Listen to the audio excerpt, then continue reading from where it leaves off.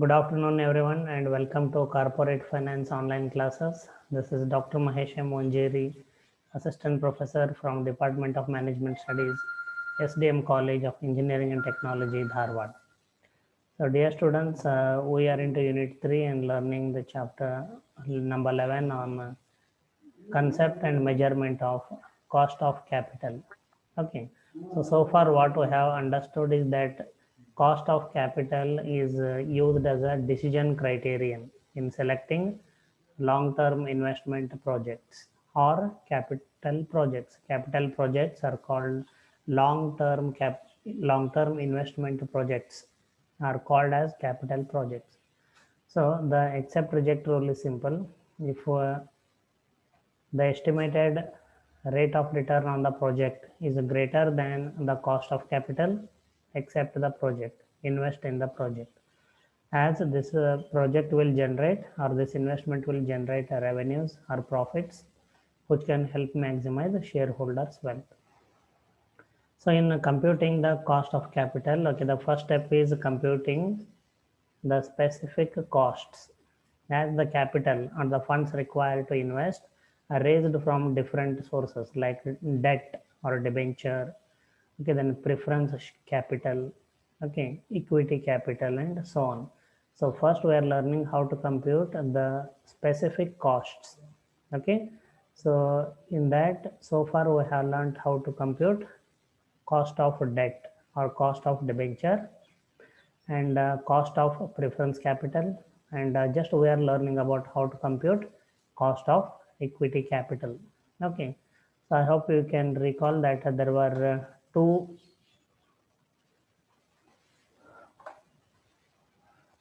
okay, so there were two approaches Two in elements. there were two approaches in computing cost of equity capital. Okay, so before we discuss them, let us take a quick recap of what we have discussed so far. The importance of cost of capital. Okay, definition of cost of capital. Okay, then we have understood the two steps in computation of cost of capital. The step one, we are learning now how to compute the specific costs or computation of specific costs of different sources of finance. So far we have learned computation of cost of debt or debentures, cost of preference capital, and now we are learning cost of equity capital. So let me directly go to that.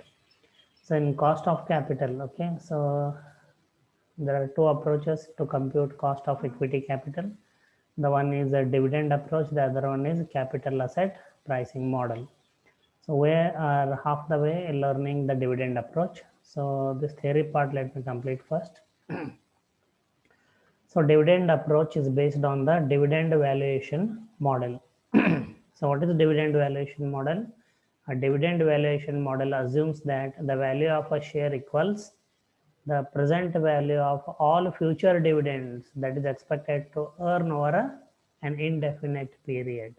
Okay, so our first problem, okay, explains, okay, exactly what is this dividend valuation model. But before we solve, so we are going through these theoretical aspects. Okay, then we learned the two elements of calculating cost of equity capital are net proceeds from the sale of the equity share or the current market price of equity share, and dividends and capital gains expected on the share.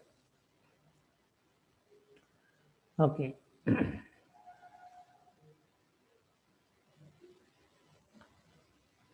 Okay, so I think we went through these adjustments for okay, obtaining the two components that are required, okay, for calculation of cost of equity capital in dividend approach.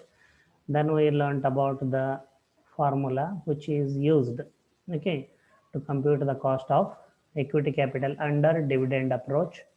Okay, then we were supposed to learn from here, continue to learn from here, dividend approach.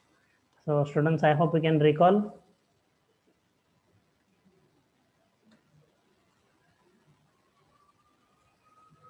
Okay, so are you able to recall what we all learned in the previous classes?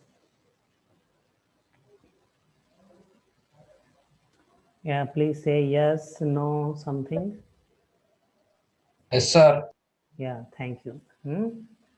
Okay, because that 5 minutes late joining plus 5 minutes of recap, 10 minutes is gone here. It is done for your benefit. So dividend approach. Okay, so when cost of equity is calculated under dividend approach, okay, there are some assumptions are made.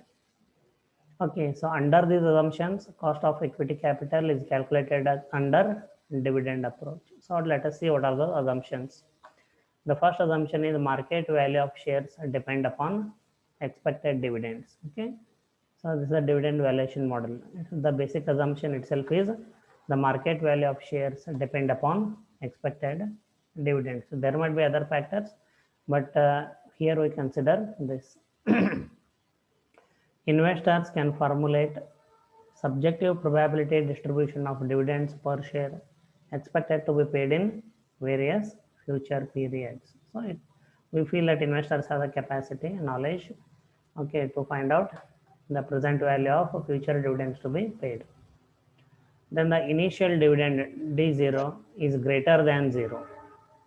Okay, and the dividend payout ratio is constant. It is not ration, sorry, it is a ratio. Yes, it is corrected now. So the dividend payout ratio is constant. Okay, means what percentage of the earnings after taxes are paid to equity shareholders as dividend. That is the payout, dividend payout ratio.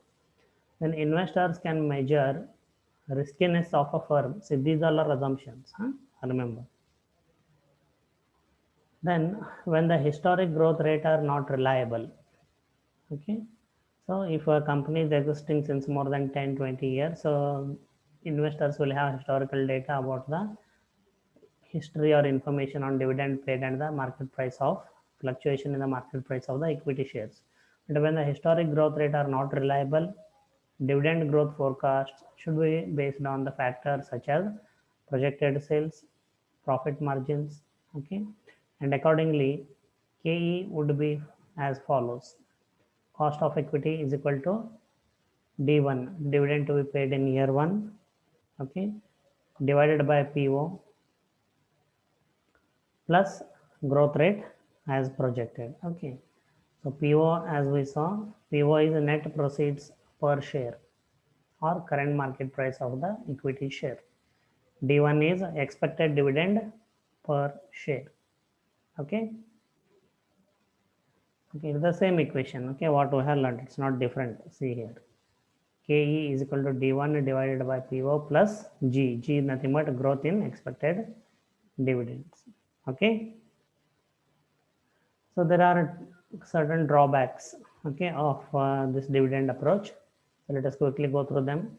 It is applicable only to those corporate which pay dividends. See, as a dividend payment is not mandatory, some corporations may not have paid dividends in a particular year. So in those cases, okay, you cannot use dividend approach.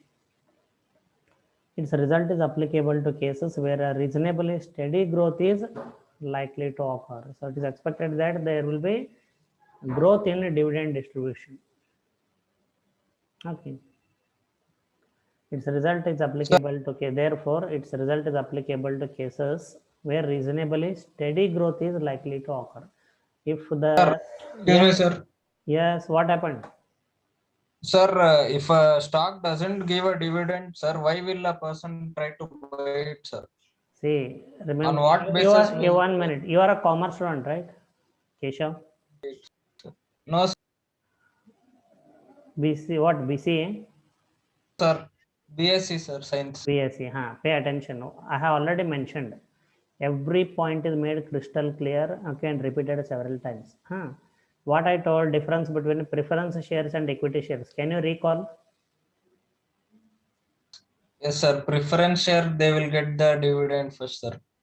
First, then other Equity will get a dividend after preference or that is shares are that is the given. first difference. Second difference. Redeemable value. Yes, Sakshi. Say. Redeemable value, no? Sorry. LDML value. You are not audible, Sakshi. It's not, voice is not very clear. Can you speak loudly? Redeemable value. No? Redeemable value, okay, not that.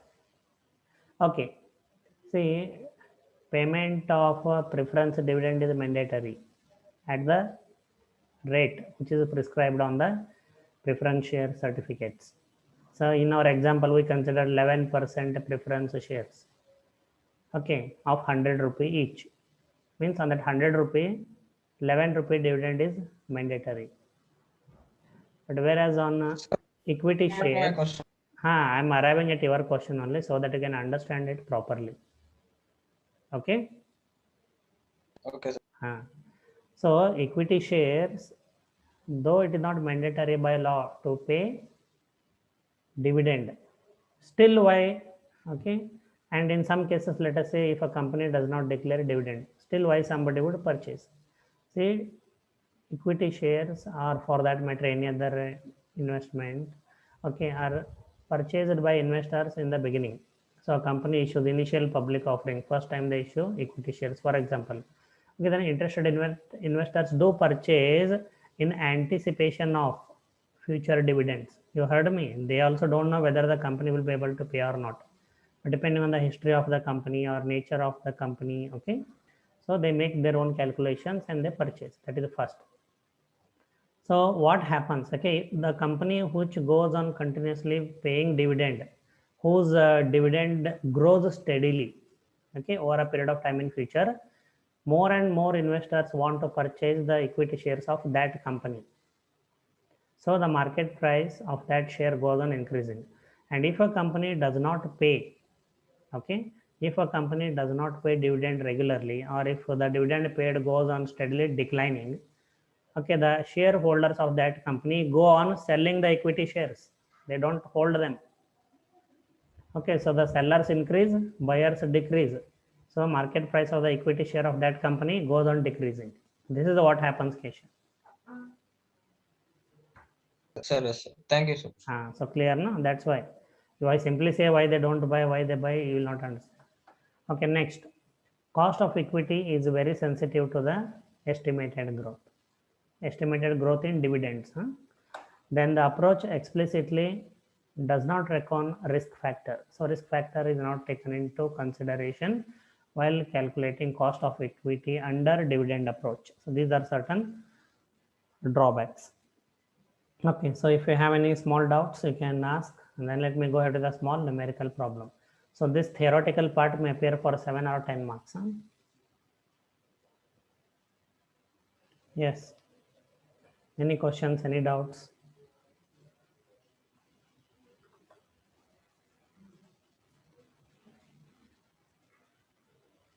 So is that okay? Shall I go ahead?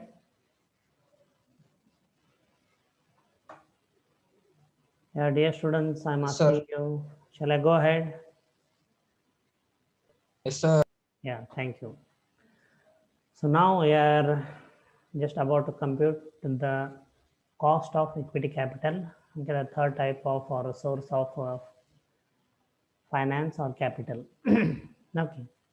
So now we are considering the dividend approach.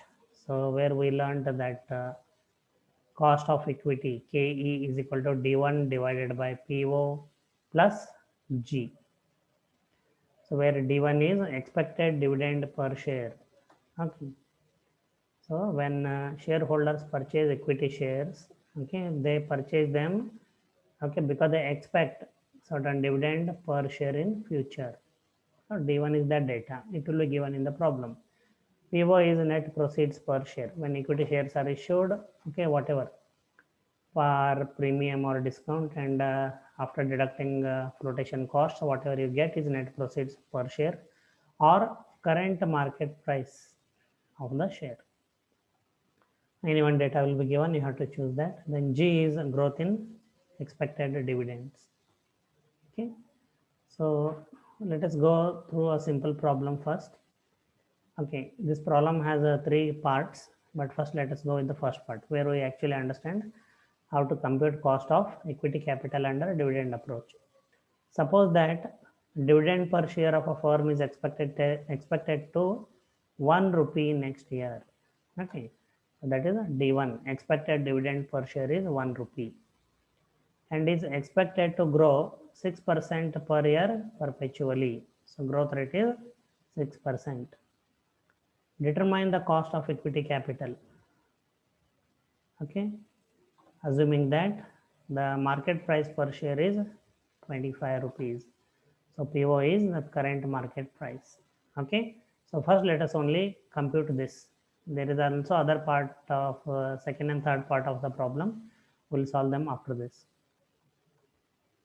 Okay, so dividends are expected to grow at an uniform rate perpetually at the rate of 6% under this assumption. Cost of equity capital is equal to D1 divided by PO plus G. So D1 is expected dividend per share. So it is expected that dividend per share of a firm is expected to be 1 rupees next year. So D1 is equal to 1. So I write here 1. Then PO. Okay, the current market price of the share is 25. So PO is net proceeds per share. If this information is not given, in this problem they have given current market price. So I write here 1 divided by 25 plus G. Okay, so this dividend expected is assumed that it will grow at the rate of 6% per year forever. So G is 6%. Okay, but as we cannot write here 6% and then you cannot simplify this. So I write 0.06. Okay, it becomes now computable. So 1 divided by 25 plus 0.06. Get the answer 0.1. Okay, so multiply that by 100. Cost of equity capital is 10%. Remember to write this sign or symbol, percentage symbol. Okay, so that was still here. First part of the problem. Cost of equity capital when the expected dividend is 1 rupees and current market price of the equity share is 25 and the growth rate is 6%. Any doubts here? Any doubts?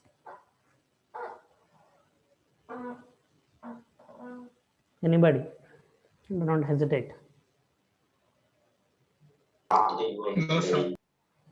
Okay, that's great. So keep responding in yes or no at least. Or if you want to add something, you are most welcome. Then there is second part of the problem. They have asked us to also calculate expected market value of the share. Also calculate expected market value of the share at the end of years 1 and 2. So using this equation and the information available, okay, so they have asked us to calculate expected market price. Value means expected market price of the equity share at the end of year 1 and at the end of year 2. Okay, see, remember, just we need to know the basics of mathematics for this purpose. Okay, so this is the equation KE. Okay, KE is equal to D1 divided by PO plus G. See, what is the PO?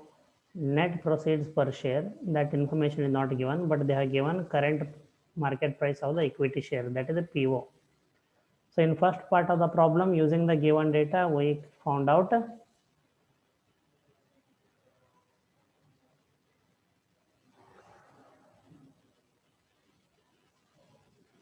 okay, so we found out cost of equity capital, right? Now what they are asking us, also calculate the expected market price of the share at the end of year 1 and at the end of year 2. So PO, that is what they are asking us to find out. See, current market price of the equity share. Current means after 1 year, what will be the price of this equity share? After second year, what will be the price of this equity share? The same equation can be used, but we need to find out PO.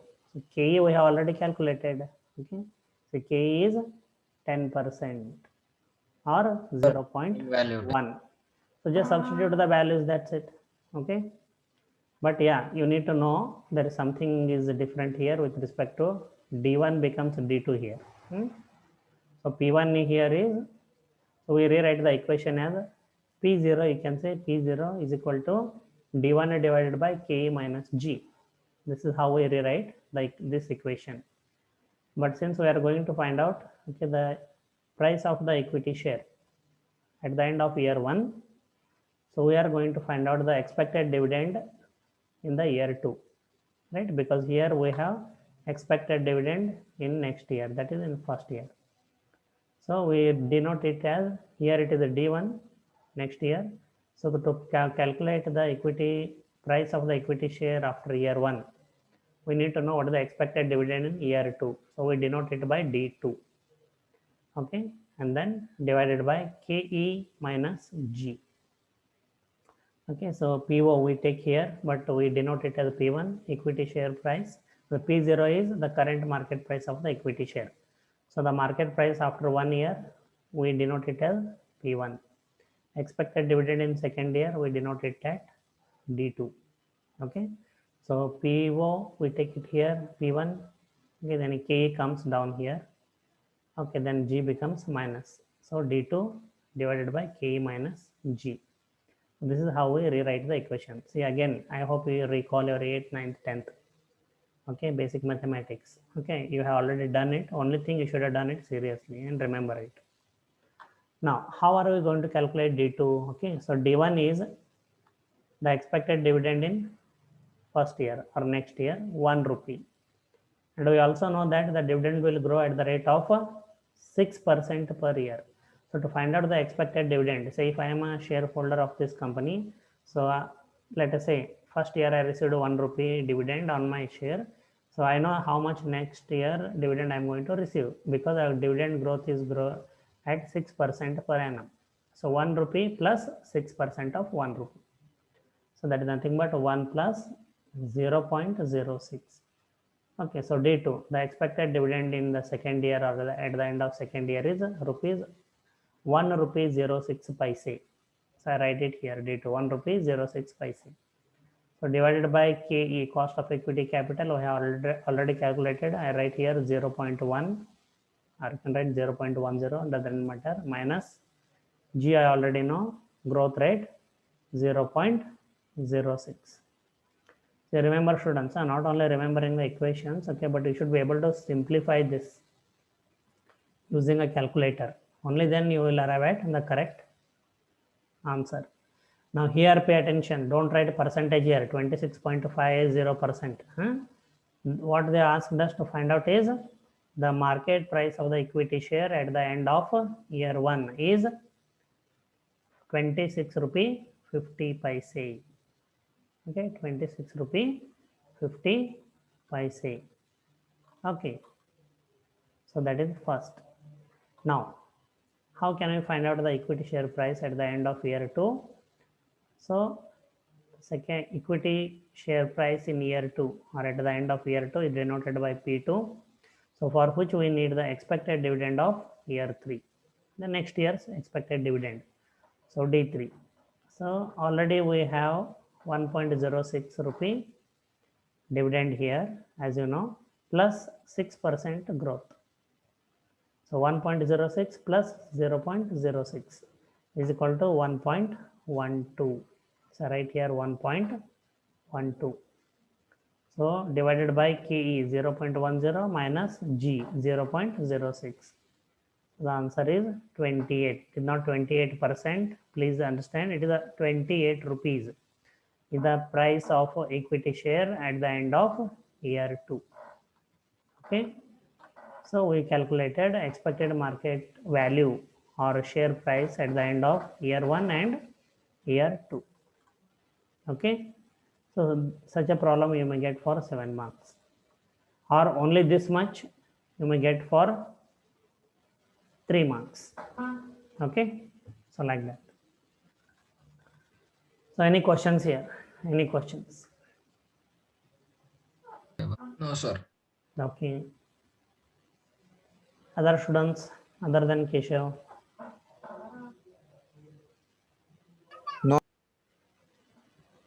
Okay, that's good. See, Keshav had asked one question. Okay, so about dividend valuation model, he asked me to give an example. So Keshav and others also can carefully listen. First, you understand what question he asked. Okay.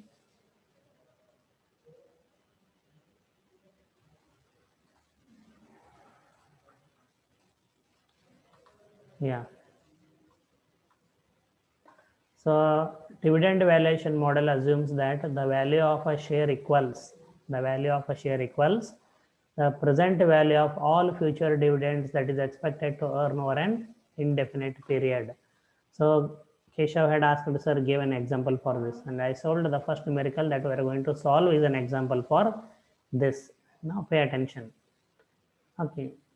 The value means price of the equity share. The value of a equity share equals the present value of all future dividends that it is expected to earn over an indefinite period. So value of a equity share equals the present value of all future dividends that it is expected to earn, okay, in future. So when we calculated this equity share price at the end of year 1, equity share price at the end of year 2, this is exactly we have used the dividend valuation model. See, we have calculated the price of equity shares after year 1 and after year 2 using what? Using the future dividend expected on the share. Okay, we have calculated the price of the equity share using the expected dividend, okay, from the equity share in future. Okay, that's why it is said like that. Okay, so before we go ahead with the CAPM, second approach of estimating cost of equity capital under capital asset pricing model approach. Still you have any doubts, you can please ask.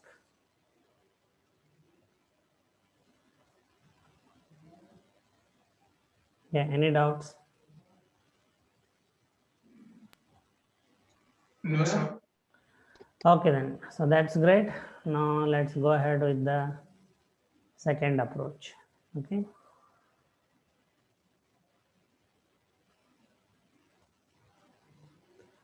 Students, I hope you can see the PowerPoint slides. Yes, sir. Yes, sir. Okay, good. So the second approach, okay, those who don't pay attention, for them I keep repeating, okay, so that at least when they attend, they should learn something. There are two approaches to estimating cost of equity capital. The first approach we just completed learning, dividend approach.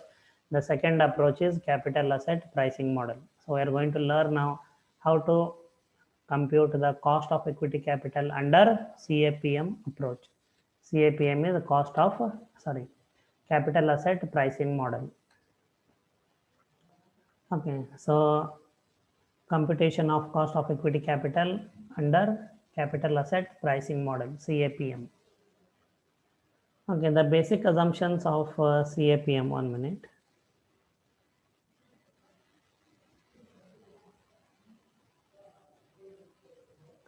Okay, I think this should have been there in the first. Okay, but anyway, let's understand. CAPM or capital asset pricing model describes the relationship between the required rate of return or the cost of equity capital, okay, and the systematic, okay, which is non-diversifiable. You will understand what is it. And the systematic risk of a firm measured by beta coefficient small b. I repeat again, capital asset pricing model means what? Okay, it describes the relationship between the required rate of return, okay, that is the cost of equity capital, and the systematic risk of a firm. Okay, so capital asset pricing model describes the relationship between the cost of equity capital and the systematic risk of a firm, which is measured by beta coefficient and denoted by small b. Now there are many aspects here. What is systematic or non-diversifiable risk? Okay, then what is the minimum required rate of return? Okay, so that's why this definition in fact is put in the last part. Okay, but some students may get enthusiastic, so I read the definition first. Now let us go back and understand what is the capital asset pricing model properly. So we did something reverse engineering. We learned the definition first without understanding the components of it. Now let us understand the definition or capital asset pricing model, okay, properly with the understanding of its components. The basic assumptions of CAPM are related to. Okay, so we'll begin with the basic assumptions which one need to consider while computing cost of equity capital under CAPM approach. So you should remember CAPM means capital asset pricing model. The first set of assumptions are on efficiency of security markets. Security market means like Bombay Stock Exchange, for example. Okay, so where the securities are traded, purchased and sold. The first set of assumptions are about the efficiency of security markets. All investors have common expectations regarding the expected returns. So it is an assumption. All investors have same information about securities. Okay? Though may not be possible, but it is an assumption which is made. So it facilitates us in computation of the cost of equity capital under CAPM approach. There are no restrictions on investments. There are no taxes. Okay. There are no transaction costs. Assumption. No single investor can affect market price significantly. Okay, so these are the assumptions made about efficiency of security markets. They enable us to understand as well as to compute the cost of equity capital. Otherwise, it becomes extremely difficult or in some cases impossible. That's why assumptions are made. You can remember, okay, in your school days, 6th, 7th, 8th, when you learned about an experiment in science, okay, and they wrote there, okay, there are certain assumptions before you undertake the experiment, same like that, so that we can just understand the concept, okay, remember that. Then second set of assumptions are about investor preferences. It is assumed that all investors prefer the security that provides the highest return for a given level of risk. In a kind, okay, highest return and lowest risk. The risk falls into two groups. Okay, so we spoke something about non-diversifiable or systematic risk there. You will understand now. And the risk falls into two groups: diversifiable and non-diversifiable. Diversifiable, these risks can be managed or minimized by the firm to some extent. The sources of such a risk include management capabilities. If the management, chief finance officer, chief executive officer, managing director are not capable, they can be always replaced. So it is within the control of the firm. Management capability is decisions made by management, government regulation, okay, availability of raw materials and so on. To some extent, I'll not say to a greater extent, to some extent, okay, these risks can be managed or minimized by the firm. So we call them diversifiable risk. Okay, non-diversifiable risks. This risk is attributable to the factor that affect all the firms. So non-diversifiable risk affect all the firms in an industry in the same way. Sources of such a risk are interest rate changes. Okay, if the interest rate on debt increases, the cost of capital increases, okay, and the increase in interest rate affects all the companies. Okay, that's why we said this risk is attributable to the factor that affect all firms. The sources of such risk are interest rate changes, inflation changes, in investor expectation. Sources of such risk are interest rate changes, comma, inflation, comma, changes in investor expectation, political changes, and so on. Okay. See, these cannot be managed or minimized by a company as these are external factors. So external factors which cannot be managed or minimized by a company are referred as non-diversifiable risk or systematic risk. Okay. So, and the diversifiable risk is also called as unsystematic risk. So as unsystematic risk or diversifiable risk can be eliminated or minimized by an investor, he or she should be concerned solely with the